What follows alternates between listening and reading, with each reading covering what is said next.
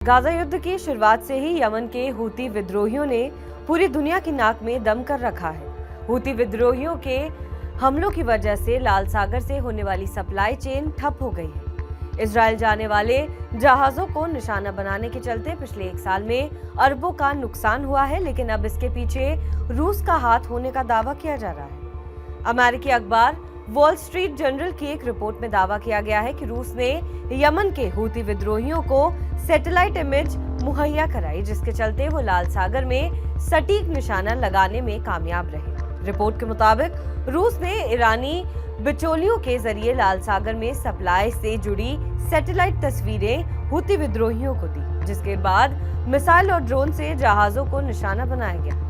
इन हमलों के चलते लाल सागर से सप्लाई बुरी तरह प्रभावित हुआ। इसके बाद हूती विद्रोहियों को जवाब देने के लिए अमेरिका और ब्रिटेन ने लाल सागर में नौसैनिक गठबंधन तैयार किया और यमन में हूती विद्रोहियों के ठिकानों पर बम बरसाए। नॉन प्रॉफिट संस्था armed conflict location and event data के अनुसार हूती विद्रोहियों ने जंग की शुरुआत से लेकर इस साल 20 सितंबर के बीच लाल सागर में 130 हमले किए हैं। इनमें से ज्यादातर हमले कमर्शियल जहाजों पर किए गए, जिसमें 4 नाविकाओं की मौत हो गई और 2 जहाज लाल सागर में ही डूब गए। इसके अलावा पिछले साल नवंबर में हूती विद्रोहियों ने फिल्मी अंदाज में एक जहाज को हाईजैक कर लिया था, जो अब तक उनके कब्जे में है। हूती यमन का विद्रोही गुट है, जिसका यमन के एक बड़े भूभाग पर कब्जा है।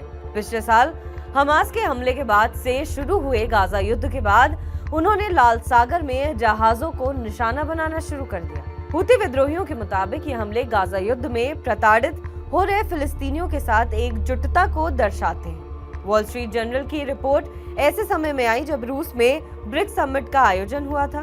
दुनिया की करीब आधी आबादी का नेतृत्व करने वाले ब्रिक्स समूह में भारत, चीन, ईरान समेत 9 देश शामिल हैं। रूस ने समिट के जरिए अमेरिका और पश्चिमी देशों को ये दिखाने की कोशिश की कि वो अब भी मजबूत है और ताकतवर है। वहीं इससे पहले अमेरिका और उसके सहयोगियों ने रूस पर यूक्रेन के साथ संघर्ष बढ़ाने का भी आरोप लगाया था। इसमें कहा गया था कि नॉर्थ कोरिया ने यूक्रेन के खिलाफ रूस की मदद के लिए अपने सैनिक भेजे हैं। दरअसल फरवरी 2022 में यूक्रेन पर रूस के आक्रमण के चलते पश्चिमी देशों ने रूस पर कई प्रतिबंध लगाए थे। इसके जरिए रूस को राजनीतिक और आर्थिक तौर पर अलग थलग करने की कोशिश की गई, जिसके चलते रूसी राष्ट्रपति व्लादिमीर पुतिन इस अलगाव को खत्म करने की पुरजोर कोशिश कर रहे हैं। बहरहाल इस खबर पर आपका क्या कुछ कहना है, हमें कमेंट करके जरूर बताएं। बाकी देश और विदेश की तमाम बड़ी खबरों के लिए आप देखते रहे TV9 डिजिटल।